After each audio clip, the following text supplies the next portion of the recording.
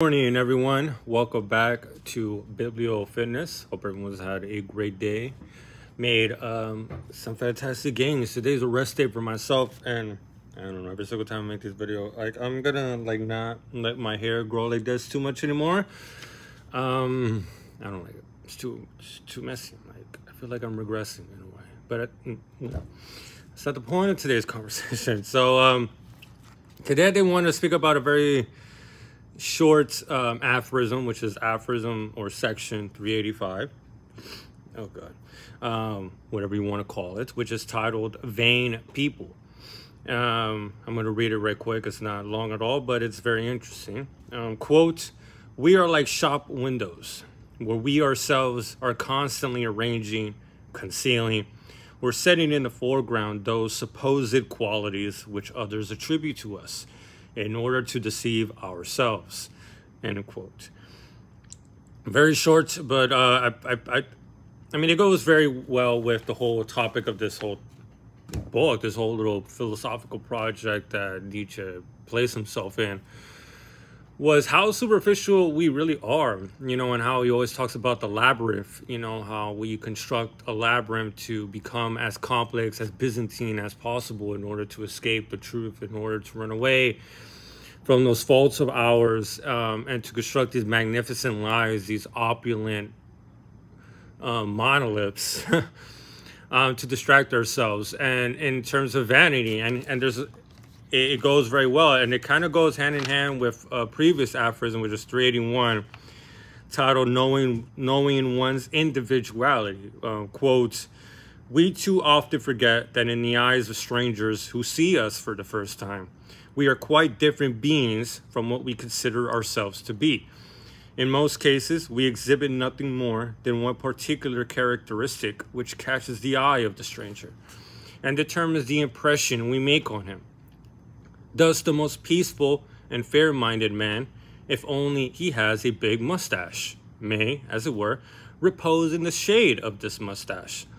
For ordinary eyes will merely see in him the accessory of a big moustache, that is to say, a military, irascible, and occasionally violent character, and will act accordingly." End quote. So we're always trying to play this game, because when I was reading these two aphorisms, the thought that came in mind is, how people say first impressions are extremely important, but how many times do we go through that initial phase of developing that first impression of whatever individual we came across, but given the proper amount of exposure over a certain period of time, we will begin to realize that our first impression was moot.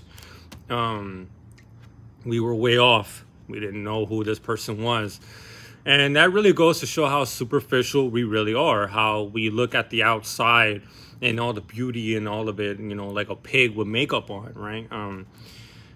And us being aware of that, us being aware that people are only going to look at the surface, and that's all that's required in order for people to become interested. We become like shop windows where we arrange those qualities that people find so great in us just to hide the rest of the inventory. I guess you could say the inventory that's not so welcome to other people. And it really is to deceive ourselves mostly, because, if you read more like a Stoicism, people's impressions shouldn't mean much to begin with. But the way that we portray ourselves, and then using the judgments of others in order to continuously propagate whatever feelings we harbor within ourselves, that's why it's always, Nietzsche always makes that great point of that we have the conscience of another person. We never have our own conscience. We're always thinking of how another person is going to perceive me, how the person is going to look at me, yada, yada, yada. So we're always selling something. We're always selling a part of us. We're always selling or deceiving, or whatever the case may be, a piece of ourselves in a manner that we could fit in a manner that we could gain the attention or the love or whatever the case may be of these people. So we become with that thought or with that mentality in mind, we lose substance, you know what I'm saying? Because we only focus on those unique items that, those hot ticket items, I guess you could say, in the spirit of this analogy. We only focus on those hot ticket items. which is not even a part of us to begin with, so they're faulty. Instead of focusing on the core qualities within us that we're constantly pushing away, we're constantly pushing to the side and say, this is out of season, we don't need this anymore. So, you know, these sort of aphorisms always remind me of how simple we can be when it comes to deceiving oneself. And, you know, when it comes to the fact that words really are mask, you know, that's one of the big, most resonating things with me. And I know that makes me sound like naive, like, oh, did you really do the book? But like to, you know, figure that out. But the way that, you know, the different levels of the deception, and more importantly, the self-deception, because at the end of the day, it's not about deceiving others, it's about deceiving yourself. Because if you could deceive your environment, you could play that against your own insecurities, right? It's quite complicated, but it makes sense because, you know, we construct all these opulent things, you know, we construct these religions and ideologies and philosophies or whatever the case may be to deceive oneself, not to deceive others, but we first have to deceive ourselves in order to play along whatever game that we want to play or change whatever we need to change. You know, self-delusions are essential in this point, because once you're able to justify your superficialness or your superficiality and make it divine, you have given yourself carte blanche in order to now not only deceive yourself, but now deceive the populace. And if you deceive the populace into believing what you believe, it's like a cycle. It's like a cyclical argument, right? Like that the deception of others or your environment is only going to continue to validate and propagate your own self-delusions. This is all very essential. And that's why we do become like shop windows, right? Like we want to conceal as much as we can in order to appease those around us, in order to win the gratification, in order to win affection, because we just can't deal with loneliness, and we have to come to the whims of others, and you know, we go through tremendous lengths to deceive oneself and to deceive other people. You know, we want to validate those lies we told ourselves, and we act accordingly in order to get that gratification from another person, even though you deceived that person. And that goes into, I guess you could say, to my previous conversation about the ideal, right? The woman and the man that finally had the conversation and they realized that they're not who they were, they're not who they thought they were. And because we really do project ideals onto others and onto ourselves, right? Like, I am deserving of this person. We match so well. So we really start contorting even the redeeming qualities in ourselves in order to justify this divination of another human being, to place ourselves in that sort of relationship where we have to prostrate ourselves, where we have to humble ourselves, where it is condescending that someone so amazing will love someone like us, you know. I love how all of this kind of like ties together.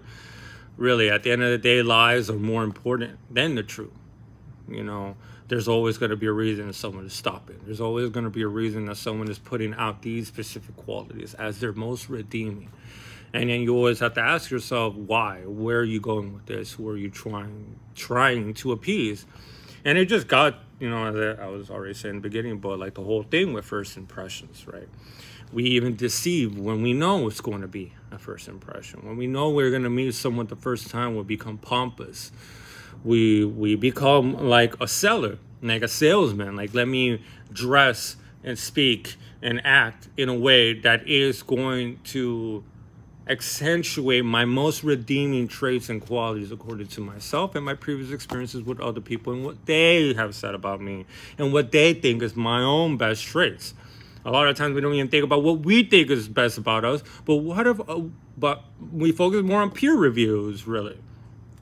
And that's why, like, you know, we really do have two consciences, and the conscious of the periphery is far more important than the conscious of what's in front of us, right? So, you know, even with, like I was going with the first impression, is like when you meet someone or you go out with a girl on the first date, you know, a lot of times they are not going to be extremely open with you. They're going to be, you know, coming out with a facade. They're going to present a facade as a defense mechanism. That's why I think the whole first impression is quite retarded. The importance of first impressions, because first impressions require a lot of deceit from both parties. Not even deceit, but deceit from the person that is walking in knowing that there's going to be like this the first time we are going to meet. But then even deceit with the person that is going to be the impressor, or the impress, I guess you could say. The impress is that there is that deceit as well, because you're just looking at the outside of the individual and already making these grandiose assumptions about this person, even though you have no idea what the fuck they are about. Just because someone dressed nicely and speaks eloquently or something like that doesn't make them not a serial killer, for example.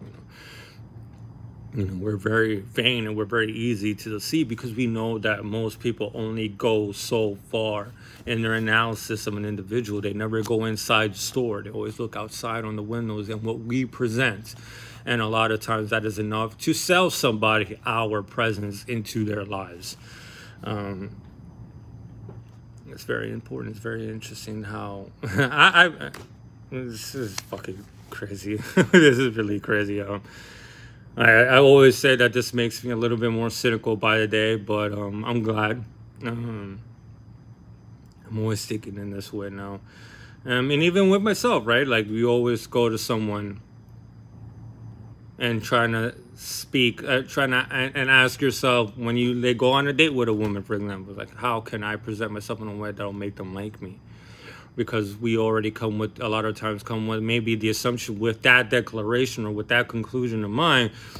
You could say that another conclusion has already been made subconsciously that we don't like to address, or that we don't consciously address, is that therefore we don't think that we are adequate enough given our present structure and given our present settings and given the way that we present ourselves currently. It may not be what sells our importance to another person. So there's always this self-deception, right? And that's what runs at the very core of it, is self-deception. It is in order to validate our impulse and selfishness in a way that we could sleep at night, right? That's really at the very gist of it. And obviously it gets way more complicated than that, but that's what I wanted to speak about today. It's very interesting. Before I continue on any further, I'm about to close out the third book, the fourth book or something, on the Dawn of Day. Yeah, I'm about to close out book 4. I'm like 9 pages out, so hopefully then I'll get it done today. But if not, so be it. Thank you all for watching. Thank you all for listening. Hope you all have a great day. Make some beautiful gains. And until next time, peace.